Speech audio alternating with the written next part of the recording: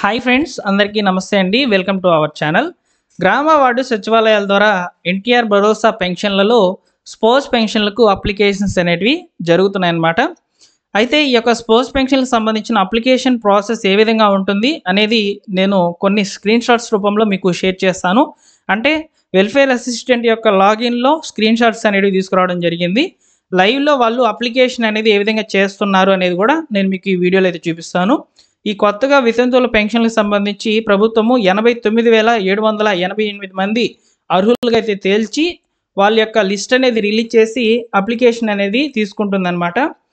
ఈ నెల 30వ తేదీ లోపల మీరు అప్లికేషన్ కనుక పెట్టినట్లయితే వచ్చే నెలలో పెన్షన్ లిస్టులలో మీ పేర్లు అనేవి వచ్చేస్తాయి. పెన్షన్ అనేది వెంటనే అలాట్ అయిపోతుంది అనమాట. సో నేను మీకు క్లియర్గా చెప్తాను అప్లికేషన్ ప్రాసెస్ ఏ విధంగా జరుగుతుంది. మీరు ఇంకా అప్లై చేయించుకోకుండా ఉండినట్లయితే అప్లికేషన్ అనేది చేయించండి. ఇక ముఖ్యంగా ఈ పెన్షన్కి సంబంధించిన ఎలిజిబిలిటీ క్రైటీరియా ఏంటంటే, మనకు గవర్నమెంట్ ఇప్పుడు ప్రజెంట్ డిసెంబర్ 1, 2023 నుంచి అక్టోబర్ 31, 2024 మధ్యలో ఎవరైనా పెన్షన్ తీసుకుంటున్నటువంటి భర్త మరణించినటువంటి స్త్రీలు కనుక ఉండినట్లయితే వాళ్ళకి స్పోర్ట్స్ పెన్షన్స్ అనేటివి అలాట్ చేస్తుందన్నమాట. సో అయితే ఈ స్పోర్ట్స్ పెన్షన్లకు సంబంధించి మీరు అప్లికేషన్ చేయించాలంటే ఏ డాక్యుమెంట్స్ తీసుకొని వెళ్ళాలనేది చూద్దాం. సో ఇక్కడ మీరు స్క్రీన్ మీద అయితే చూస్తున్నారు కదా, మీరు సచివాలయంకి వెళ్ళి స్పోర్ట్స్ పెన్షన్స్కి అప్లై చేయాలనుకుంటున్నామని అడిగినట్లయితే ఈ యొక్క అప్లికేషన్ ఫామ్ అయితే ఇస్తారు. ఈ యొక్క అప్లికేషన్ ఫామ్లో డీటెయిల్స్ చూడండి.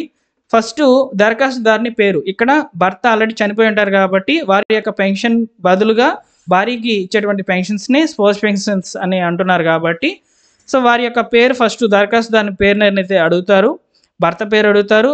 ఇక్కడ అప్లికెంట్ యొక్క ఆధార్ నెంబర్ అనేది ఇవ్వాలి, రైస్ కార్డ్ నెంబర్ అనేది ఇవ్వాలి, వీళ్ళు ఏ కులాలకు సంబంధించిన వాళ్ళు వారి యొక్క ఉపకులం ఏంటనేది ఇవ్వాలి. సంవత్సరం ఆదాయం అనేది ఇక్కడ మెన్షన్ చేయాల్సిన అవసరం లేదండి. సో ఒకవేళ మెన్షన్ చేస్తే మీరు 2 లక్షల రూపాయల లోపలే మెన్షన్ చేయాలన్నమాట. నెక్స్ట్ చిరునామా అనేది ఇచ్చేసి నెక్స్ట్ వచ్చేసి భర్త యొక్క డీటెయిల్స్ అనేవి అడుగుతారు. అంటే భర్త ఏ పెన్షన్ తీసుకుంటున్నారు, వారి యొక్క ఆధార్ నెంబరు, వారి యొక్క పెన్షన్ ఐడి అనేది అడుగుతారనమాట. అవన్నీ కూడా ఇచ్చేసి ఆయన ఏ తేదీన మరణించారనే డీటెయిల్స్ కూడా ఇచ్చేసి సో చివరిలో మీ యొక్క సంతకం పెట్టి మీ యొక్క సచివాలయంలో ఉన్నటువంటి వెల్ఫేర్ అసిస్టెంట్ గారికి ఈ యొక్క అప్లికేషన్తో పాటు రేషన్ కార్డు, భర్త యొక్క ఆధార్ కార్డు, భార్య యొక్క ఆధార్ కార్డు, భర్త మరణించినటువంటి డెత్ సర్టిఫికేటు, పెన్షన్ ఏదనేది తీసుకుంటున్నారనే దాని మీద ఐడి కార్డు ఏమైనా ఉంటే ఆ ఐడి కార్డు, ఇలా 5 డాక్యుమెంట్స్తో పాటు పాస్పోర్ట్ సైజ్ ఫోటో అనేది ఇచ్చేసి మీరు సచివాలయంలో ఉన్నటువంటి వెల్ఫేర్ అసిస్టెంట్ లేదా డిజిటల్ అసిస్టెంట్ గారి దగ్గర ఇస్తే వాళ్ళు పెన్షన్కి అయితే అప్లై అయితే చేస్తారు. ఈ నెల 30వ తేదీ లోపల అవకాశం అయితే ఉంది. వెంటనే మీరు ఇంకా కూడా పెన్షన్కి అప్లై చేయించుకోకుండా ఉండినట్లయితే అప్లికేషన్ అనేది చేయించండి. సో ఇకపోతే ఈ పెన్షన్లకి వెల్ఫేర్ అసిస్టెంట్ గారు ఏ విధంగా చేస్తారనేది ఇప్పుడు నేను మీకు షేర్ చేస్తున్నాను, చూడండి. సో వెల్ఫేర్ అసిస్టెంట్ గారు లేదా డిజిటల్ అసిస్టెంట్ గారు మీ యొక్క పెన్షన్కి అప్లికేషన్ చేయించాలంటే ఫస్ట్ ఈ యొక్క ఎస్ఎస్ పెన్షన్ సంబంధించిన వెబ్ పేజ్లో అయితే లాగిన్ అయితే అవ్వాలన్నమాట. సో లాగిన్ అయ్యేందుకు ఇంటర్ఫేస్ అనేది ఈ విధంగా ఉంటుంది. వారి యొక్క లాగిన్లో లాగిన్ అయిన వెంటనే ఈ విధంగా ఫస్ట్ పేజ్ అనేది ఓపెన్ అవుతుంది. ఇందులో రిపోర్ట్స్లోకి అయితే వెళ్తారు. అందులో స్పోర్ట్స్ పెన్షన్స్ అనేటివి సెలెక్ట్ చేసుకుంటారు. సెలెక్ట్ చేసుకోగానే ఇక్కడ చూడండి, ఇక్కడ డీటెయిల్స్ అనేటివి వస్తాయన్నమాట. సో ట్రాన్సాక్షన్స్ అనే ఆప్షన్ని సెలెక్ట్ చేసుకుంటారు. ఈ ఆప్షన్ సెలెక్ట్ చేసుకోగానే apply for sports wife pension అని ఓపెన్ అవుతుంది అనమాట. సో ఇక్కడ first apply for sports wife pension అనేది సెలెక్ట్ చేసుకున్న తర్వాత ఇక్కడ భర్త యొక్క ఆధార్ నెంబర్ అనేది ఎంటర్ చేసి గో అనే ఆప్షన్ని సెలెక్ట్ చేస్తారండి. సెలెక్ట్ చేయగానే భర్త యొక్క డీటెయిల్స్ అనేటివి ఓపెన్ అవుతాయి అన్నమాట. తర్వాత భార్య యొక్క ఆధార్ నెంబర్ అనేది స్పోర్ట్స్ డీటెయిల్స్ కింద అయితే ఎంటర్ చేసి వ్యాలిడేట్ అనే ఆప్షన్ని క్లిక్ చేస్తారు. వ్యాలిడేట్ అనే ఆప్షన్ని క్లిక్ చేయగానే డీటెయిల్స్ అన్నీ కూడా ఓపెన్ అవుతాయి. భార్య యొక్క పేరు అవన్నీ కూడా వచ్చేస్తాయి అన్నమాట. ఆటోమేటిక్గా ఫ్లెచ్ అవుతాయి. ఫ్లెచ్ అయిన తర్వాత ఇక్కడ చూస్ ఫైల్ అనే ఆప్షన్ ఉంది కదా, సో ఇందులో క్లిక్ చేయగానే ఈ యొక్క డాక్యుమెంట్స్ ఏవైతే ఉన్నాయో అవన్నీ కూడా ఫోన్లో స్కాన్ చేసుకొని ఇక్కడ ఫ్లెచ్ చేస్తారనమాట. ఇక్కడ అటాచ్ చేసేసి రీమార్క్స్లో వచ్చేసి ఎలిజిబుల్ అని క్లిక్ చేస్తారు. రీసెంట్ ఓటీపీ అని క్లిక్ చేయగానే ఒక ఓటీపీ అనేది రిజిస్టర్డ్ మొబైల్ నెంబర్కి అయితే వెళ్తుందన్నమాట. సో ఆ యొక్క ఓటీపీ అనేది మళ్ళీ కూడా సబ్మిట్ చేసేసిన తర్వాత వెరిఫై చేసేసిన తర్వాత సక్సెస్ఫుల్గా అప్లికేషన్ సబ్మిట్ అయినట్లు చూపిస్తుంది. కేవలం ఒక 5 నిమిషాల్లో స్పోర్ట్స్ పెన్షన్లకి అప్లికేషన్ అనేది చేస్తున్నారు, సర్వర్ కనుక కరెక్ట్గా వచ్చినట్లయితే. మీరు ఇంకా కూడా లేట్ చేస్తూ అప్లికేషన్ కనుక ఇవ్వకుండా ఉండినట్లయితే ఈ యొక్క స్పోర్ట్స్ పెన్షన్ సంబంధించి మీరు మిస్ అయిపోతారు. అవకాశం చాలా తక్కువ రోజులే ఉంది. ఈరోజు 28, 29, 30 ఇలా 3 రోజులు మాత్రమే ఉందన్నమాట. ఈ 30వ తేదీ లోపల మీరు అప్లికేషన్ కనుక చేయించినట్లయితే నెక్స్ట్ మంత్ పెన్షన్ అనేది వచ్చేస్తుంది. లిస్టులో మీ పేర్లు అనేటివి యాడ్ అయిపోతాయన్నమాట. సో తప్పనిసరిగా ఈ పని అయితే చేయించుకోండి. సో ఇక్కడ వరకు క్లియర్. స్పోర్ట్స్ పెన్షన్కి సంబంధించి లైవ్లో అప్లికేషన్ అనేది ఏ విధంగా జరుగుతుంది అనేది.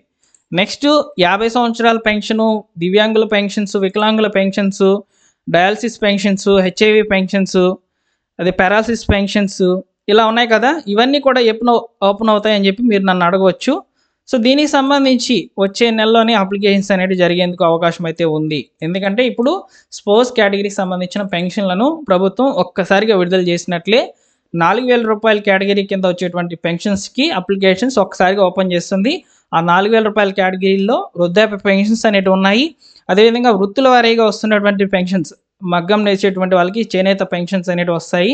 అదేవిధంగా కళ్ళుగీత కార్మికులకు సంబంధించి, డప్పు కళాకారులకు సంబంధించి ఇలా కేటగిరీ అంటే వాళ్ళు చేస్తున్నటువంటి వృత్తుల వారీగా వస్తున్నటువంటి పెన్షన్లు అన్నీ కూడా 4,000 రూపాయల కింద అయితే ఉన్నాయి కాబట్టి ఆ పెన్షన్స్ అన్నీ కూడా ఒక్కసారిగా ఓపెన్ అవుతాయండి.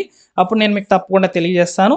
ఇక 50 సంవత్సరాల పెన్షన్ విషయానికి వస్తే 50 సంవత్సరాల పెన్షన్ బీసీలకు కూడా ఈసారి అయితే రావడం జరుగుతుంది.